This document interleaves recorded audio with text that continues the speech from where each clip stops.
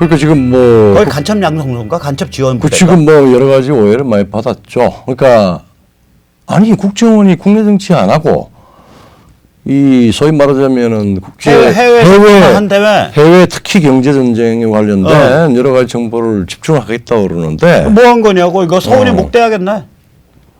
벌써 목대했어야 돼요, 죠. 그리고 국정원 출신들 그 저기 오비클럽 있잖아 양주에 그 방배동에 사무실 있는 거. 지금 국정원이 이 길을 가고 있으면 양주에는 뭐 하고 있는 거? 거기는 그냥 국가연금 받으면서 따뜻하게 배 두드리고 있는 저기 뭐야 그냥 오비클럽이야? 그러고서 정보기관 출신들의 퇴직자 모임이야. 양주에 빨리 건물 그냥 다른 데로 팔고 양주 해체하세요. 쪽팔린 줄 아시죠? 아마 분명히 우리 이 부분에도 양지회 중에서는 그 이 문제들을 담당을 했던 베테랑이 있을 겁니다. 근데 뭐 현 정부 들어와가지고 뭐 이리저리 막 조직 개편하고 그래가지고 나온 사람들도 있고 그래가지고 지금 좌절하고 있고 뭐 이런 사람들. 좌절은 좌절이고 네. 이런 일이 벌어졌으면 나와서 아니 국정원 전직 국정원이 그 몇천 명 될 거예요 직원이. 제가 그걸 아니 그거 더 얘기하면 제가 이제 국가기밀 누설로 걸려. 근데 뭐 단위가 4자리 숫자라고 국정원이 직원이. 그 양주의 멤버도 최소한 5자리에 이착 저착 된다고요. 퇴직자 멤버가 혹은 4자리 후반대 될 거라고. 아 그러면 양주의 멤버들 중에 몇백 명이 나서서 저기 뭐야 딱 저기 뭐야 발표해야 될 거 아니요. 그러니까 지금 그거 뭐 국가기밀 누설도 아니고 사안이 이러이러하게 엄중하니까 문재인 정부는 이러이러한 점에서 제대로 대처를 하든지 네. 아니면 자복을 해라. 그렇죠.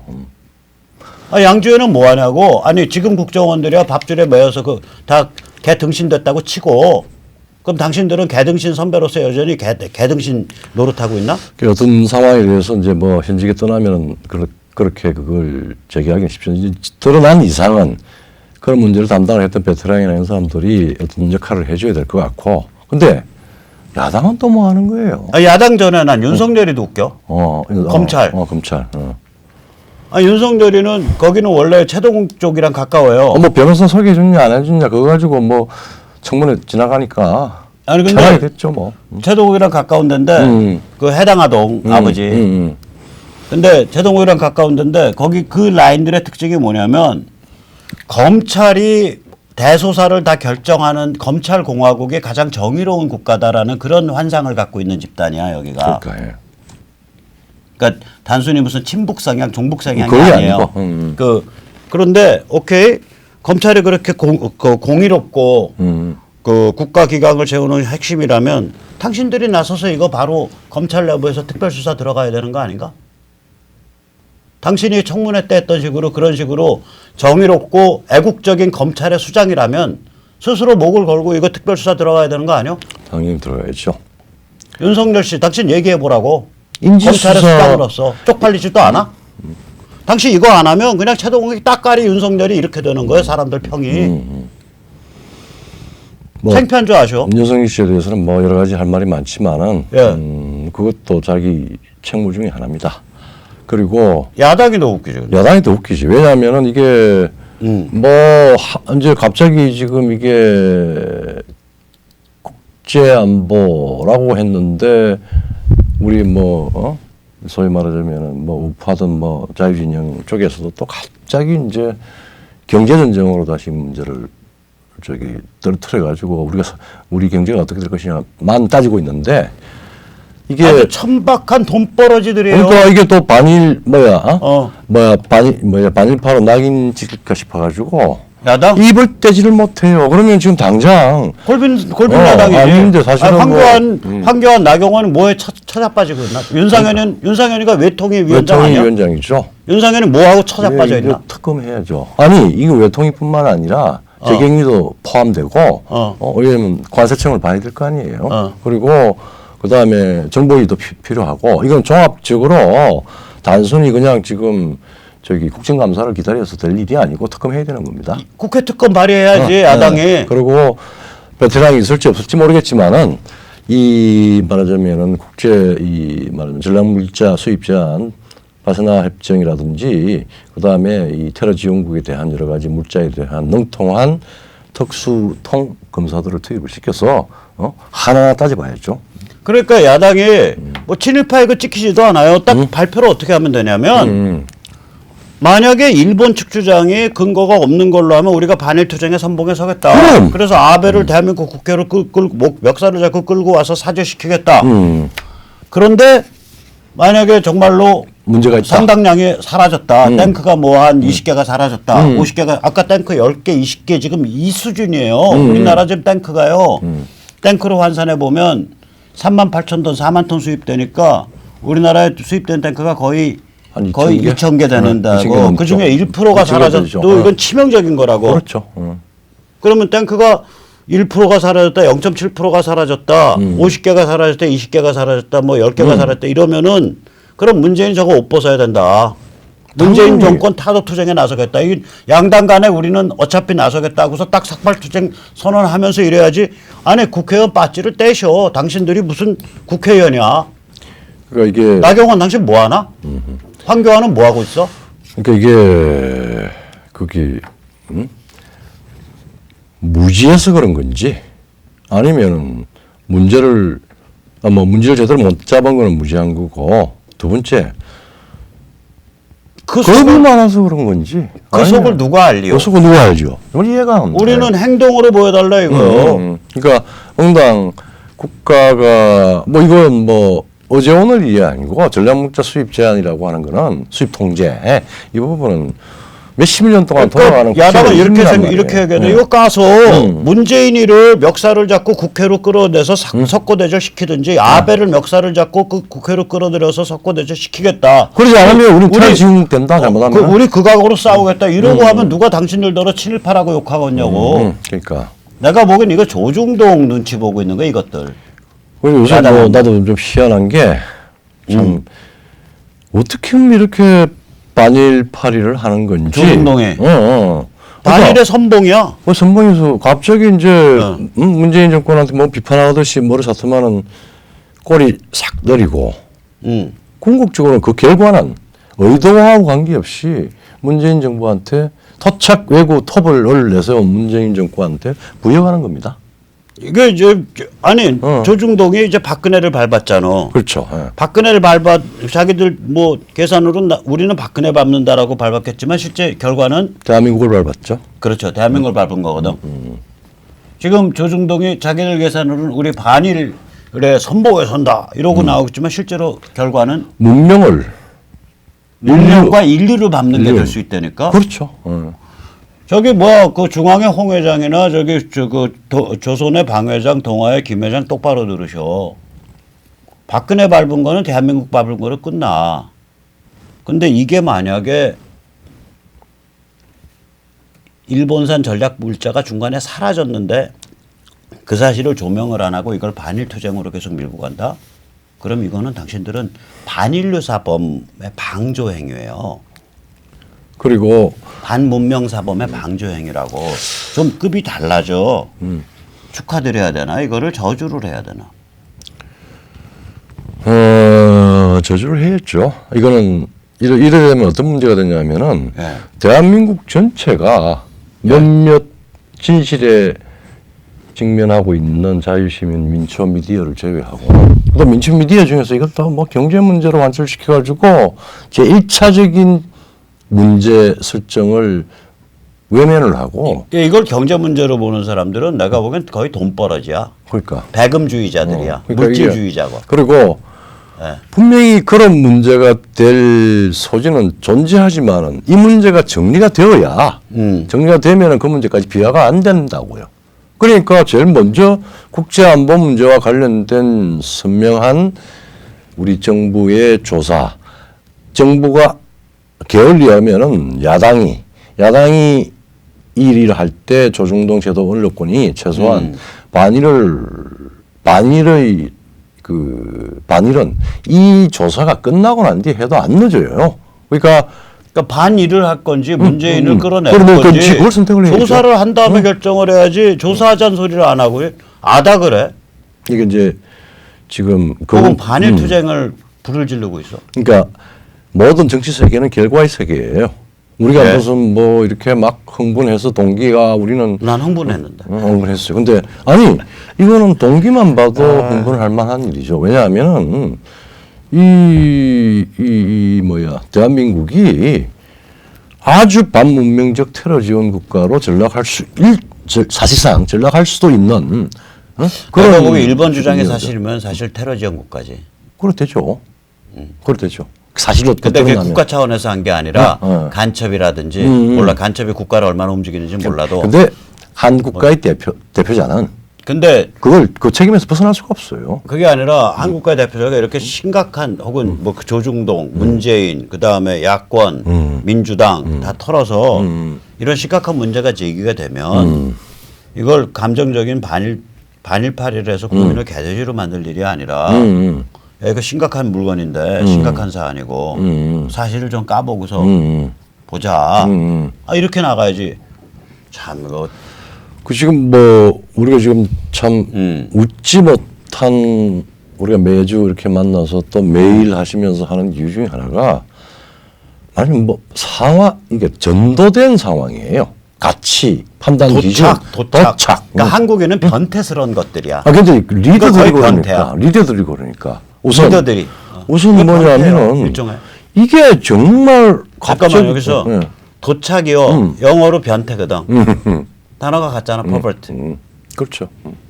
그러니까 perversion. 이게 합리적으로 이성으로 챙겨보고 감정 거기에 대한 판단을 가지고 어떤 감정이 판단을 하면 되는데 감정을 해서 먼저 사람들을 전부 감정의 노예로 만들어 놓고 그리고 사실 규명은 해도 그만 안 해도 그만 반일게 되지. 그다음 두 번째 뭐 남북한의 평화하는데 사실은 평화파리는 이게 항복인지 무장해제인지 어떤 결과가 나올지 아직까지 불분명해요. 근데 평화가 왔다. 뭐 온갖 문학적인 수사로 다 이야기를 하고 그리고 지금 프라스소 이 지금 정발 사태 이것과 관련해서 자칫하면 우리가 지금 뭐 평화는커녕 테러 지원국으로 자칫 말하자면은 낙인 찍힐 수도 있는 이런 상황을 놓고 갑자기 왜 반일도 아니고 항의를 해요. 의병 짓을 하려고 그래요. 참나. 그러니까 우리가 지금 일본하고 할 때 우리가 일제강점이다 근대 현대 문명에 우리가 적응할 때 역사적인 실패를 한 거 대한민국의 어떤 정치적인 입장을 갖든 그야말로 고한말의 조선인이라면 다 그 부분에 대한 쓰디쓴 말하자면 역사의 교훈을 가지고 있잖아요. 그리고 65년 이후에 한일 관계를 박정희 대통령이 그 협정을 할 때 그 이야기를 해요. 우리가 자존심을 접고 걷기를 하자라고 하는 개념으로 해서 몇십 년 동안에 우리가 갖고 있는 노력으로 걷기를 해왔는데 지금 갑자기 최근에 들어와서 이 망상적인 항일 무드로 가고 있습니다. 일본이 저는 이제 일본 솔직히 그냥 제가 그 어저께 그 기자회견문에서도 잠깐 얘기 거론했지만 일본 자민당이 지난 70년간 사실상 친북 성향이 있잖아. 눈 감아줬죠. 방조했죠. 예. 그러니까 간첩이 쓴 물건들이 다 일제 장비였다고. 그렇죠. 그러니까 조청년들이 조청년이 그런 장비를 북한으로 보내는 거를 그리고 조청년을 통해서 북한과 교류가 일어나는 거를 일본이 방조해 왔잖아요. 그러니까 뭐 거기다가 제1야당이었던 사회당 더하고 거꾸로 말단의 제3야당 혹은 뭐 이름도 없어진 일본 공산당은 저 사교 전체주의는 오히려 일본 공산당이 반북 성향이 있었죠. 반북 성향이 컸죠. 네, 그러니까 우리가 잘 모르는 자민당은 친북 성향이 있었다고요. 지금 아베 수상 욕 좀 할까? 예, 하세요. 아베 수상 할아버지가 제1교포 북송을 허락하기로 결정했을 때의 수반이었어요. 우리 한국 자칭 지금 그리고 그때 그 결정의 핵심적인 역할을 한 게 지금 고이즈미의 아버지예요. 그 집 일본은 특히 이쪽 자민당 쪽은 세습해서 이렇게 그 정치를 하잖아요. 아버지 선거구를 물려받고 또 손자가 할아버지 선거구 물려받고 이런 식으로 해서 그래서 저기 비교정치학자들 중에서 조금 세게 이야기하는 사람은 일본을 세습제 민주주의라고 해요. 둘 다 이게 서로 안 맞는 말입니다. 어. 민주주의는 세습을 할 수 없는데 사실상 세습이 되고 세습이 있는 많아. 거기가. 세습이 많아요. 예. 그래서 그 제일교포 강제북송이 9만 한 3, 4천 명 거의 10만 명 예. 되는데 제일북송이 제일교포 북송이 예. 그거 뭐 우리가 이제 하도 열이 받아 있으니까 지발로 가겠다고 깨끗거리는 사람들 그거 보내야지 별 수 있냐라고 하지만 문명 국가가 그러면 안 되거든. 안 되죠.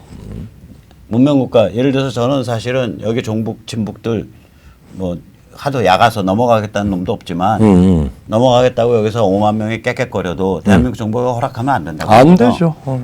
문명 국가는 그런 거 하면 안 되는 거예요. 근데 일본이 그런 반문명적 행위를 25년 동안 저질렀다고요. 1959년에서 1984년까지. 이렇듯 일본 자민당 쪽이 성향이 한반도의 분단을 선호하고 그러니까 한국의 뭐 자칭 우파라고 하는 사람들은 그 부분은 또 겁이 나서 못하고 그 다음에 한국의 소위 말하자면은 전복 세력 내지는 좌파 혹은 친북 세력들은 방조가 아니라 그렇게 하도록 조선영하고 짝짝꿍해서 묵인도 아니고 그냥 절겼지. 그러니까 일본 그 자민당 세력이 친북 성향이 좀 있고 사실은 그 속내는 친북이라기보다 분단 유지예요. 분단 유지죠. 분단 체제가 갔으면 좋겠다. 한국이 너무 강해지지 않았으면 디바이드 좋겠다. 앤 룰 하려고. 네, 그리고 이제 김정일이 그러니까 김가 전체주의 사교 체제의 영속을 선호하지. 그를 선호하는 그런 게 있었는데 노골적으로 지원은 안 하지만은 예. 뭐 너희들이 티격태격 싸워라. 그리고 왜냐면 북한은 영생교 체제가 붕괴되면 바로 자유민주주의로 가는 거니까 중간이 없는 데잖아요. 저기는. 그렇죠. 예. 그러니까 이게 이제 그러니까 요번에 일본이 실제로는 요번 조치는 북한을 겨냥한 거거든. 그렇죠. 그런 면에서 나는 이게 사실인 경우에 굉장히 훌륭한 조치라고 생각해요. 네. 사실이라면. 네. 왜냐하면 일본 자민당의 역사를 보면 이렇게 북한을 직접적으로 겨냥하는 조치를 한 적이 없어요. 그래서 아마도 미국과의 협의와 혹은 묵인 뭐 혹은 정보 공유가 있었을 것이라고. 예, 왜 미국이 거예요. 반문명적 중국의 도발, 그 다음에 북한의 청부 네. 도발 이 부분에 대한 제압을 선언한 전쟁을 선언한 상태예요. 그리고 이게 아니더라도 지금 네. 이게 이제 말하자면은 경제와 관련되어 있는 것 같이 보이는 사안을 들고 왔지만 사실은 한미동맹과 미일동맹 그 다음에 중간에 우리 한미동맹이 사실상 이 남북한의 그 9.19 합의 뭐 이런 거 상황에서 한미연합사의 그 유기적인 운용이 지금 상당히 애로가 있다고 미국이 판단했을 때 연합사라고 하는 우리 지금 남북한의 현상 변경에 있어서 제일 중요한 것 중에 하나가 사실상 조그마한 부대로 축소가 됐지만은 유엔군, 연합사 이걸 계속 그 존재를 유지를 해왔고 특히 북한의 핵 실험과 미사일 실험이 되면서부터 미국은 유엔사의 강화와 훈련을 적극화를 시켰다고. 거기에 핵심적인 역할을 하는 게 미일 동맹의 일본 전력입니다. 네, 그래서 작년인가 밴쿠버에 그 유엔 참전국 그거 했을 때 일본이 업저버로 초청됐잖아. 초청됐죠. 그리고 유엔사에 일본을 후방 지원국으로 끌어들이려고 한다는 거 아니에요 지금. 네. 그래서 뭐 지금 그럼 결과로 시중에는 이런 이야기가 나와 있습니다.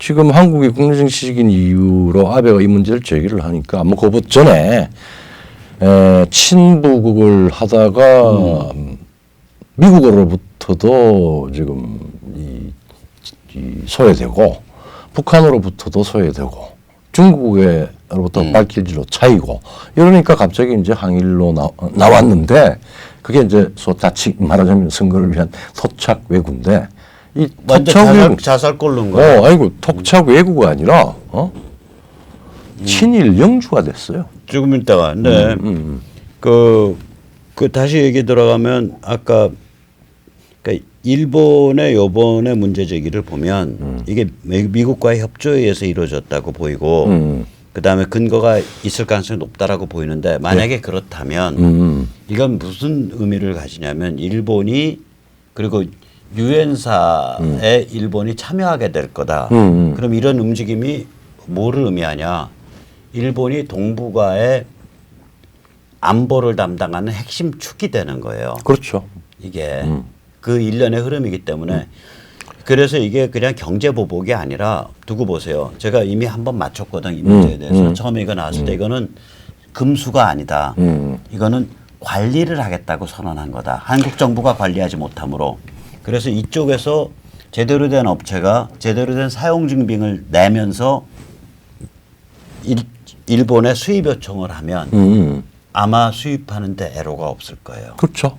그렇게 될 거예요. 증빙을 받겠다는 거죠, 이제. 네, 그러니까 개별 거래건에 대해서 증빙을 다 확인을 하고 너희들의 관리 체제를 확인하고 그리고 거래를 하겠다는 거거든. 한국 정부가 그거 안 하니까 우리가 하겠다. 그러니까 무슨 얘기냐면 여기서 제대로 된 업체가 그러니까 뭐 간첩스러운 업체가 아니라 제대로 된 PCB 업체, 제대로 된 반도체 회사가 우리가 이렇게 쓰고 있으므로 그럼 우리 정부도 이렇게 여기에 대해서는 치밀한 아주 엄밀한 관리를 해줘야죠, 같이. 그건 기대하지 마시고 이미 아베가 안 믿는다 그랬어. 안 믿는다 그랬어. 이미 그 아베 그 7일 날 발표가 한국 정부는 약속을 어기는 정부이기 때문에 한국 정부가 지금에 와서 잘 관리하겠습니다라고 해도 우리는 믿을 수 없다. 그런 취지로 말을 했어요. 그러면은 결국은 직영 관리하겠다. 항일 정권이 최고의 친일 정권이 되네. 그러니까 그건 이제 결론적인 거니까 조금 더 하나씩만 더 짚어보자고요. 그 부분을 사실은 이제 한미일이라고 하는 한국 현대 외교사의 큰 긴 호흡 쪽에서 한번 봅시다. 왜냐하면 우리가 80년도에 그 박정희 대통령 시에 당하고 그 다음에 이제 전두환 정부가 나왔을 때 그때 돌아가신 한병준 대사. 네. 한병준 대사가 사실은 레이건 행정부하고 엄청난 교섭을 했어요. 그때 나온 게 뭐냐면은 그때 전두환 정부가 미국하고 상당히 초기에 문제가 있었단 말이에요. 예. 그걸 정리한 게 뭐냐면은 한미 공조 원칙입니다. 예. 그때 그게 뭐냐면은 한국 카터의 인권 외교와 박정희 대통령의 자주국방 혹은 핵무장 시도하고 엄청난 충돌을 일으켰고 한미 간에는 굉장히 그 극단적인 갈등이 있었습니다. 그리고 뭐 그거하고 직접 연관이 있든지 없든지 간에 그 시해 사건이 일어났고 그 다음에 이제 또 광주 사태도 일어났고 그 다음에 전두환 정부가 만들어졌고 이렇게 해서 미국으로서 동북아를 관리하는데 한국의 입지를 어떻게 해야 되느냐에 고민이 있을 수밖에 없었고 우리는 또 우리대로 우리 생존의 문제가 있었는데 그때 카터 행정부가 박정희 행정부의 물론 닉슨 때부터 됐지만은 그 갈등을 봉합하는 원칙이 한미 공조 원칙이었고 예. 이 공조 원칙의 내용은 뭐냐면은 미국은 동아시아 정책 중국까지 포함한 일본 중국까지 포함한 동아시아 정책의 이 결정에 있어서 서울의 입장을 한국의 입장을 최우선적으로 반영하겠다라고 하는 거였어요. 그게 이제 김영삼 정부의 한성주 외무부 장관 때 그게 깨집니다.